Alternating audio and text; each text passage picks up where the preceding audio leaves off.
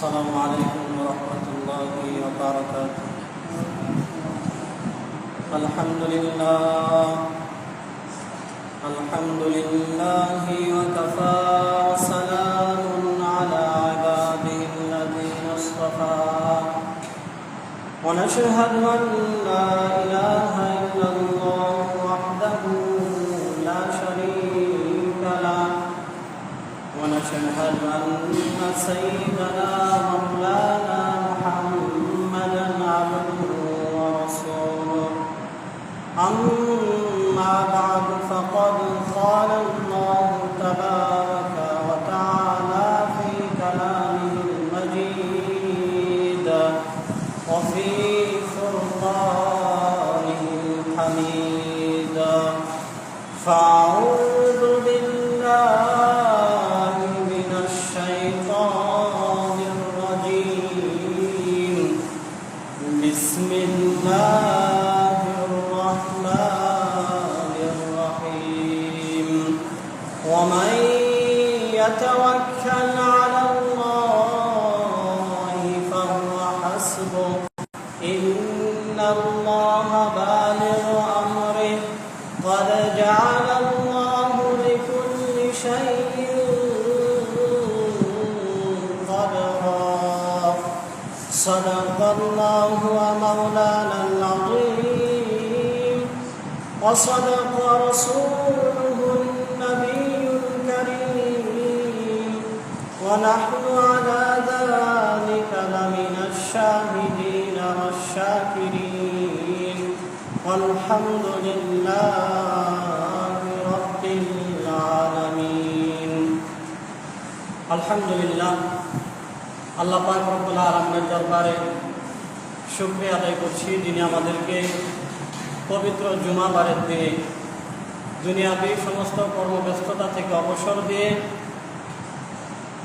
সালাতুল জুমা আদার লক্ষ্যে মসজিদে আসার বসার সমবেত হওয়ার তৌফিক দিয়েছেন। এজন্য আমরা পড়ে নেই আলহামদুলিল্লাহ। লাখো কোটি দরুদ এবং সালাম বর্ষিত হোক বিশ্বনবী, দয়ার নবী, মায়ার নবী, রহমতের নবী জনাবে মুহাম্মদ রাসূলুল্লাহ সাল্লাল্লাহু আলাইহি ওয়াসাল্লামের রওজা ধারে আমরা সবাই করি সাল্লাল্লাহু আলাইহি ওয়াসাল্লাম। মুহতারাম হাজিরিন, আপনারা অবগত আছেন যে আমরা একটি নির্দিষ্ট বিষয় সম্পর্কে বিগত প্রায় ৬-৭ জুমা যাবৎ আলোচনা হচ্ছিল। সেই বিষয়টা হলো যে মাফাতিহ রিজক, অর্থাৎ রিজিকের চাবিসমূহ। সহজভাবে যদি বলা হয়, যে আমলগুলোর মাধ্যমে আল্লাহ সুবহানাহু ওয়া তাআলা বান্দাকে রিজিক দান করে থাকেন, রিজিকের প্রশস্ততা দান করেন, রিজিকের অনটন আল্লাহ তাআলা দূর করে দেন, ওই সমস্ত আমলগুলো সম্পর্কে বলা হচ্ছিল। ইতিপূর্বে এমন 5টি আমলের কথা বলা হয়েছে। ইনশাআল্লাহ আজকে একাধিক আমলের কথা বলা হবে। প্রথম আজকে যে আমলের কথা বলা হবে, যার মাধ্যমে আল্লাহ সুবহানাহু ওয়া তাআলা বান্দাকে রিজিকের ব্যবস্থা করে থাকেন, তা হলো আত-তাওয়াক্কুলু আলাল্লাহ, অর্থাৎ আল্লাহর উপর ভরসা করা। এটা এমন এক আমল যে আমলের মাধ্যমে বান্দাকে আল্লাহ তাআলা রিজিক দান করেন। যেমন কোরআনে পাকে সূরা তালাকের 2 নং আয়াতের মধ্যে আসছে যে ওয়ামান ইয়াতাওয়াক্কাল আলাল্লাহি ফাহুয়া হাসবুহু ইন্নাল্লাহা বালিগু আমরিহি ক্বাদ জাআলাল্লাহু লিকুল্লি শাইইন কদরা। আল্লাহ সুবহানাহু ওয়া তাআলা এখানে বলেন, যে ব্যক্তি আল্লাহর উপর ভরসা করে আল্লাহই তার মুশকিলগুলোকে দূর করে দেন। ওয়ামান ইয়াতাওয়াক্কাল আলাল্লাহি ফাহুয়া হাসবুহু, আল্লাহর উপর যে ভরসা করবে আল্লাহই তার জন্য যথেষ্ট হয়ে যাবে। ইন্নাল্লাহা বালিগু আমরিহি, আল্লাহ যে কোনো পন্থায়, যে কোনো মাধ্যমে তার কর্মকে আল্লাহ সম্পাদন করেই দিবেন। সেটা যত কঠিন থেকে কঠিনতর হোক, যত সমস্যা থেকে সমস্যাপূর্ণই হোক না কেন, আল্লাহ তার কর্মটাকে সম্পূর্ণ করে দেবেনই। قد جعل الله لكل شيء قدرا, আল্লাহ সুবহানাহু ওয়া তাআলার কাছে প্রত্যেক জিনিসের নির্দিষ্ট একটা পরিমাপ এটা নির্ধারণ করা রয়েছে। মুহতারাম হাজিরিন, এজন্য তাওয়াক্কুল এটা অনেক বড় এক ইবাদত। তাওয়াক্কুলের অর্থ আবার এটা না যে আমি আমার সহাবস্থানেই বসে থাকব, কোনো কর্ম, কোনো কাজকর্ম, কোনো কিছুই করব না, তাওয়াক্কুল আলাল্লাহ না। তাওয়াক্কুল বলা হয় বান্দা কাজ করবে, সেগুলো তার কর্ম হিসেবে করবে, কিন্তু সফলতা আর সাকসেসটা আল্লাহ তাআলার উপর নির্ভর করবে। এই বিশ্বাসের নাম তাওয়াক্কুল। অর্থাৎ আমাকে আল্লাহ যতটুকু সামর্থ্য সাধ্য দিয়েছেন আমি তত অনুযায়ী করতে থাকবো, এটা সাকসেস দেওয়ার মালিক একমাত্র আল্লাহ তাআলা। এই বিষয়টার নাম হলো তাওয়াক্কুল। কর্মের উপর নির্ভরশীল না। আমরা অনেক সময় কথায় কথায় বলে থাকি যে তুমি আত্মনির্ভরশীল হও। কোনো মানুষ নিজে নিজে নির্ভরশীল হতে পারে না, আল্লাহ নির্ভরশীল হওয়া যায়। কাজ করতে থাকবে আর আল্লাহর উপর নির্ভর করবে।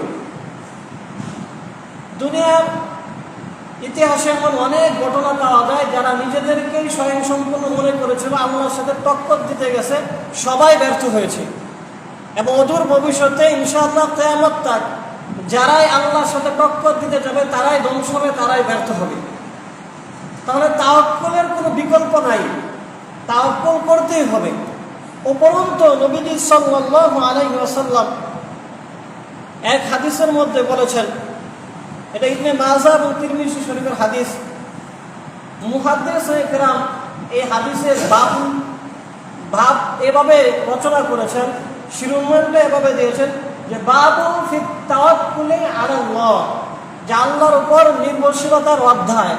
অর্থাৎ এই অধ্যায়ের মধ্যে ওই সমস্ত হাদিসগুলো বিশেষভাবে নিয়ে আসা হয়েছে যে হাদিসগুলোতে আল্লাহ সুবহানাহু ওয়া তাআলার উপর নির্ভরশীলতার ফাজাইল এবং গুরুত্ব সম্পর্কে আলোচনা করা হয়েছে। সেখানে একটা হাদিস এসেছে হযরত ওমর ইবনে খাত্তাব রাদিয়াল্লাহু আনহু থেকে বর্ণিত। তিনি বলেন যে ক্বালা রাসূলুল্লাহ সাল্লাল্লাহু আলাইহি ওয়াসাল্লাম লাউ আন্নাকুম কুনতুম তাওয়াক্কালুনা আলাল্লাহি হাক্কা, যদি তোমরা বাস্তবিকভাবে আল্লাহর উপর তাওয়াক্কুল করতে পারো, যেটা সত্যি সত্যি তাওয়াক্কুল করা হয়, অর্থাৎ যেইভাবে তাওয়াক্কুল করার কথা তোমরা যদি ওইভাবে যথাযথভাবে তাওয়াক্কুল আল্লাহর উপর করতে পারো, তাওয়াক্কুলিহি লা রুজিকুহুম, আল্লাহ তোমাদেরকে অবশ্যই রিজিক দান করবেন। যদি তোমরা বাস্তবিকভাবে সত্যি সত্যি যেইভাবে তাওয়াক্কুল করার ওইভাবে আল্লাহর উপর নির্ভরশীল হতে পারো, আল্লাহ তোমাদেরকে অবশ্যই রিজিক দান করবেন।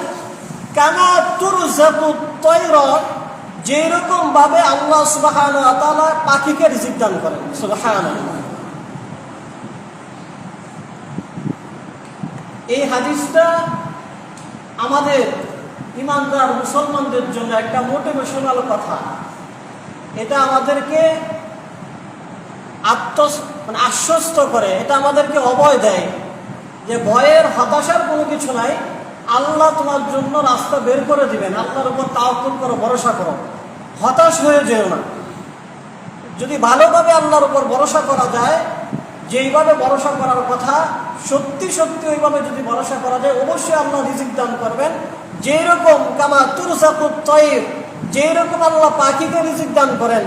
নবীজি আরো সুন্দরভাবে বিস্তরভাবে নবীজি বলেন, তাগদু হিসামান হিমাসান, তাগদু হিমাসান ওয়া তারুহু ফিতাবান।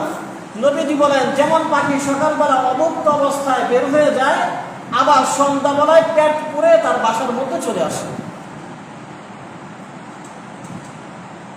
এই হাদিসের ব্যাখ্যা করলে অনেক কথা বলা যাবে। যে পাখির জন্য কোনো রাষ্ট্র, কোনো সরকার বা তাদের নিজস্ব কোনো ব্যাংক ফান্ড কোনো কিছু নাই, কোনো বাজেটের কোনো ব্যবস্থা নাই। তারপরে তারা সকালবেলা অনাহারে বের হয়ে যায়, বিকালে সন্ধ্যায় আবার তারা পেট পুরে তাদের বাসাতে চলে আসে। অর্থাৎ তাওয়াক্কুল এমন বস্তু যে বাহ্যিকভাবে মনে হবে কোনো খাজানা নাই, কোনো ব্যাংক ব্যালেন্স নাই, তার জন্য কোনো বাজেটের ব্যবস্থা নেই, খাবারের কোনো মাধ্যম নাই, কিন্তু তারপরে দেখা যাবে বান্দা যখন তাওয়াক্কুল করে আল্লাহর উপর তাওয়াক্কুল করে চলবে, হক হালাল মতে চলবে, আল্লাহর উপর ভরসা করবে, তার সামর্থ্য অনুযায়ী চেষ্টা করবে। আল্লাহ পাখিকে যেমন ব্যাংক ব্যালেন্স ছাড়া, কোনো খাজানা ছাড়া, কোনো বাজেট ছাড়া অনাহারী পাখিকে পেট পুরে খাবারের ব্যবস্থা আল্লাহ তাআলা করে দেন, ওই রকম প্রত্যেকজন তাওয়াক্কুলকারীকে আল্লাহ খাবারের ব্যবস্থা করে দেবেন। সুবহানাল্লাহ। এই জন্য মুহতারাম হাজিরিন, এই জিনিসগুলো আমাদের জন্য শিক্ষা, এই জিনিসগুলো আমাদের জন্য শিক্ষা যে প্রত্যেক সৃষ্ট জীবকে আল্লাহ যেই যেই খাবারের ব্যবস্থা করেছেন তারা সেটাই খায়, ভিন্নটা খায় না। কুকুর যেটা, কুকুরের জন্য খাবার নির্ধারণ করা হয়েছে কুকুর সেটাই খায়, গরুর জন্য যেটা নির্ধারণ করা হয়েছে গরু সেটাই খায়, মানুষের জন্য নির্ধারণ করা হচ্ছে হালাল এবং ভালোটা। তো মানুষই সুদ খায়, মানুষই ঘুষ খায়, মানুষই জবরদখল করে। মানুষের জন্য সুদ খাওয়া বৈধ করা হয় নাই, মানুষের জন্য ঘুষ খাওয়া বৈধ করা হয় নাই, মানুষের জন্য জবরদখল করা বৈধ করা হয় নাই, মানুষের জন্য চুরি করা বৈধ করা হয় নাই। কিন্তু মানুষ একটু অভাব অনটন আসুক মানে আসুক, অনেক সময় তো স্বভাব হয়ে যায়। আমি 2-4টা বিল্ডিং থাকার পরেও তো তার ঘুষ খাওয়ার দরকার পড়ে না। গাজীপুর ঢাকার মতো জায়গায় বাসা বাড়ি থাকার পরে তার সুদ খাওয়ার প্রয়োজন পড়ে না, কিন্তু তারপরে খায়, কারণ একটা স্বভাব, অভ্যাস হয়ে গেছে। আল্লাহ সুবহানাহু ওয়া তাআলা নবীজির এই হাদিসের মাধ্যমে আমাদেরকে এটাই শিক্ষা দিলেন যে যেই পাখির কোনো ব্যাংক ব্যালেন্স নাই, কোনো খাজানা নাই, বাজেট নাই, সরকার নাই, অভিভাবক নাই, ওই পাখিকে যদি আল্লাহ সুবহানাহু ওয়া তাআলা খাবারের ব্যবস্থা করে দিতে পারে, তোমাদেরকে আল্লাহ খাবারের ব্যবস্থা করে দিবেন। সুতরাং তোমরা সুদ ঘুষ অবৈধ পন্থায় তোমরা খাবার খেও না, যেটা তোমাদের জন্য হারাম। আল্লাহ সুবহানাহু ওয়া তাআলা যেন আমাদেরকে কথাগুলোর উপর আমল করার তৌফিক দান করেন। আমরাও যদি আল্লাহর উপর তাওয়াক্কুল করতে পারি, অবশ্যই আল্লাহ সুবহানাহু ওয়া তাআলা আমাদের রিজিক দান করবেন। এটা হলো রিজিকের চাবি বা রিজিক প্রাপ্তির একটা মাধ্যম, তাওয়াক্কুল করা। তাওয়াক্কুল করলে আল্লাহ সুবহানাহু ওয়া তাআলা রিজিক দান করবেন। অনুরূপভাবে হযরত ইবনে আব্বাস রাদিয়াল্লাহু আনহুমা থেকে একটি হাদিস আসছে যে হাসরের ময়দানে 70,000 মানুষকে বিনা হিসেবে জান্নাত দেওয়া হবে। সুবহানাল্লাহ। এই 70,000 মানুষের সিফত থাকবে যে তারা সর্বাবস্থায় আল্লাহর উপর ভরসাকারী ছিল, আল্লাহর উপর ভরসাকারী ছিল। এই হাদিসটা তাফসীরে মাযহারির মধ্যে আসছে। সূরা তালাকের 2 নং আয়াতের তাফসীর পড়তে গিয়ে কাজী সানাউল্লাহ পানিপতি রহমাতুল্লাহ আলাইহি তার তাফসীর গ্রন্থ তাফসীরে মাযহারির মধ্যে এই হাদিস নিয়ে আসছেন যে যদি যারা তাওয়াক্কুল করে আল্লাহর উপর, এরকম তাওয়াক্কুলকারী 70,000 মানুষকে বিনা হিসেবে জান্নাত দেওয়া হবে। আর যাদেরকে বিনা হিসেবে জান্নাত দেওয়া হবে তাদের জন্য কোনো বিচার কার্য হবে না, হাসরের ময়দান কায়েম হবে আর ঘোষণা করা হবে ওই সমস্ত তাওয়াক্কুলকারীরা কোথায়, যারা বাস্তবিকভাবে সুন্দরভাবে সঠিকভাবে আল্লাহর উপর তাওয়াক্কুল করতো, তারা আসুক আর বিনা হিসেবে জান্নাতে চলে যাবে। এজন্য তাওয়াক্কুল করা অনেক বড় এবং পুণ্যের আমল। আল্লাহ সুবহানাহু ওয়া তাআলা আমাদের সবাইকে তাওয়াক্কুলকারী হিসেবে কবুল করে নেয়, সবাই বলে আমিন। মুহতারাম হাজিরিন, রিজিক প্রাপ্তির আরেকটা আমল এটা হলো আত-তাফাররুগু লিইবাদাতিল্লাহ, অর্থাৎ আল্লাহর ইবাদতের জন্য নিজেকে অবসর করে নেওয়া। যেই ব্যক্তি আল্লাহর ইবাদত করার জন্য নিজেকে অবসর করে নেবে, অর্থাৎ নিজের শত ব্যস্ততা থেকে অবসর করবে আল্লাহর ইবাদত করার জন্য, আল্লাহ তার রিজিকের খাজানাকে বৃদ্ধি করে দিবেন, তার রিজিকের রাস্তা আল্লাহ তাআলা খুলে দিবেন।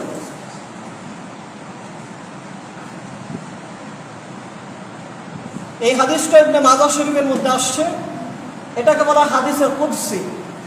যেই সমস্ত হাদিস বলার সময় নবীজি বলতেন আল্লাহ তাআলা এমন বলেছেন, আল্লাহর দিকে কথাটাকে সম্বোধন করে দিতেন, এই সমস্ত হাদিসগুলোকে হাদিসে কুদসি বলা হয়। এবং যত হাদিস আছে, হাসান বলেন সহিহ বলেন, যত ধরনের হাদিস আছে পরিভাষায়, সব হাদিসের মধ্যে হাদিসে কুদসিটা মর্যাদায় মর্তবায় সবচেয়ে অগ্রগণ্য। কারণ এটা তো একে তো হাদিস নবীজি বলেছেন, দ্বিতীয়ত এটা আল্লাহর কথাটা নবী আল্লাহর দিকে সম্বোধন করে বলেছেন। হাদিসের মধ্যে এটা খুব ভালো পর্যায়ের হাদিস। হযরত আবু হুরায়রা রাদিয়াল্লাহু আনহু থেকে বর্ণিত, তিনি বলেন যে আনিন নবী সাল্লাল্লাহু আলাইহি ওয়াসাল্লাম قال ইন্নাল্লাহ তাআলা ইয়াকুল, নিশ্চয় আল্লাহ সুবহানাহু ওয়া তাআলা বলতেছেন, ইয়া ইবনে আদম, হে বনি আদম, অর্থাৎ হে আদমের সন্তানরা, হে মানুষ সকল, তাফাররাক লিইবাদাতি, যে আমার ইবাদতের জন্য তোমরা অবসর হও। আমার ইবাদতের জন্য তোমরা অবসর হও। আমলা সাদরাকা গিনান, আমি তোমাদের কলিজাগুলোকে ধনী বানিয়ে দেব। সুবহানাল্লাহ, তোমাদের মনগুলো আমি ধনী বানিয়ে দেব। ইবাদতের জন্য তোমরা অবসর হয়ে যাও। ওয়া সুদ্দু ফাকরাক, এবং তোমাদের দারিদ্রতা আমি দূর করে দেব। তাহলে যে মানসিকভাবে ধনী হয়ে যায়, দরিদ্র দূর হয়ে যায়, তার জন্য তো রিজিকের খাজানা খুলেই যাবে। আমরা মনে করতেছি বা আমরা মনে করি আমি অনেক বেশি কাজ করলে আমার অনেক টাকা পয়সা হয়ে যাবে, আর এই কাজ করতে গিয়ে নামাজ পড়া যাবে না, এই কাজ করতে গিয়ে রোজা রাখা যাবে না, এই কাজ করতে গিয়ে আল্লাহর হুকুম পালন করা যাবে না। আর আল্লাহ ডেকে ডেকে বলতেছেন, ও মানুষ সকল, তোমরা আমার ইবাদতের জন্য অবসর হও। 24 ঘন্টার মধ্যে 24 ঘন্টায় তুমি রাত দিন ডিউটি করো, ডে নাইট শিফটটি ভাগ করে করে তুমি ডিউটি করতে থাকো, কিন্তু নামাজের সময়গুলো তুমি ডিউটি অফ রাখো। আমার ইবাদতের সময়গুলো তুমি অবসর হও, এগুলোকে তুমি অবসরে রাখো। রাখার দ্বারা আমি তোমার কলিজা, তোমার মনের মধ্যে প্রশস্ততা দান করবো, তোমাকে মানসিকভাবে ধনী করে দেব। অনেক দুনিয়ার মতো, অনেক টাকা সম্পদের মালিকদের মতো অনেক বেশি টাকা পয়সা তোমার থাকবে না, তোমার মনটা অনেক বড় থাকবে, তোমার মনের মধ্যে কোনো দুর্বলতা থাকবে না, মানসিকভাবে তুমি অনেক ভালো থাকতে পারবা। আর আমি তোমার দারিদ্রতাগুলোকে দূর করে দেব। আর যদি এমন না করো, ওয়াইল্লা তাফাল, যদি একটার বিপরীত করো, এটা না করো, ইবাদতের জন্য যদি তুমি নিজেকে অবসর না করো, আমার বিধিবিধান পালনের জন্য যদি তুমি অবসর না হও, এটা যদি তোমার ভালো না লাগে, না করো, মানাতু ইয়াদাইকা শুগলান, তাহলে তোমার হাতের মধ্যে কর্মব্যস্ততা আমি ঢেলে দেব। তোমার কাজের কোনো শেষ হবে না। ওই যে ভোর সকাল থেকে শুরু হবে, রাত 10টা 11টা 12টা বেজে যাবে, তোমার কাজ শেষই হবে না। মনে হবে আরো যদি 2 ঘন্টা সময় পেতাম, আরো কাজ করতাম, নামাজ পড়ার সুযোগটা কোথায়? আরেকজন মানুষ অল্প বেতনের অল্প ছোট চাকরি করে, কাজ করে, সে তার কাজও করে, নামাজও পড়ে, কারণ সে তো আল্লাহর ইবাদতের জন্য নিজেকে অবসর করেছে, আল্লাহ তার কর্মব্যস্ততাগুলো দূর করে দিয়েছেন। আরেকজন দুনিয়া কামানোর জন্য সে উঠে পড়ে লেগেছে, আল্লাহর ইবাদতের জন্য অবসর নাই, অবসর করার সুযোগ তার নাই। আল্লাহ তাকে এত ব্যস্ততা ঢেলে দিয়েছে, তার ব্যস্ততার কোনো শেষ নাই। উপরন্তু আল্লাহ সুবহানাহু ওয়া তাআলা আরো জানিয়ে দিয়েছেন, ওয়ালাম আসুদ্দু ফাকরা, এবং তোমার দারিদ্রতা কখনো শেষ হবে না। হয়তো বা বাহ্যিকভাবে অনেক বাড়ি গাড়ি মালিক তুমি, অনেক প্লট তোমার, অনেক ফ্ল্যাট তোমার, অনেক ব্যাংক ব্যালেন্স তোমার, কিন্তু তোমার চাহিদার শেষ নাই, কারণ তোমার কলিজার মধ্যে যে ধনাত্মতা, এটা আল্লাহ তাআলা উঠিয়ে নেবেন। হয়তো বাহ্যিকভাবে সবাই দেখতেছে লোকটার কত কিছু, কোনো কিছুর অভাব নাই, কিন্তু তারপরে সে শুধু কামানোর জন্য ব্যতিব্যস্ত, কারণ তার কলিজার মধ্যে আল্লাহ তাআলা ধনাত্মতা দান করে নাই। সে মানসিকভাবে ধনী হতে পারে নাই, তার মন এখনো ছোট, সে এখনো মনে করতেছে আমার কোনো কিছুই নেই, কিন্তু বাস্তবিকভাবে তার অনেক কিছু আছে। এটা কেন হয়েছে? এটা সে আল্লাহর ইবাদতের জন্য নিজেকে অবসর করে নাই। না করার কারণে তার ব্যস্ততা শেষ হয় না, তার কাজের শেষ হয় না, তার সম্পদ অনেক থাকার পরে তার অভাবের কোনো শেষ নেই। এই জন্য মুহতারাম হাজিরিন, রিজিক প্রাপ্তির 7ম নম্বর আমল হলো আমরা আল্লাহর ইবাদতের জন্য নিজেকে অবসর করব। আল্লাহ সুবহানাহু ওয়া তাআলা আমাদেরকে ধনী বানিয়ে দেবেন, আমাদের দরিদ্রতা আল্লাহ তাআলা দূর করে দেবেন। আল্লাহ তাআলা আমাদেরকে আমল করার তৌফিক দান করে, সবাই বলে আমিন। মুহতারাম হাজিরিন, রিজিক প্রাপ্তির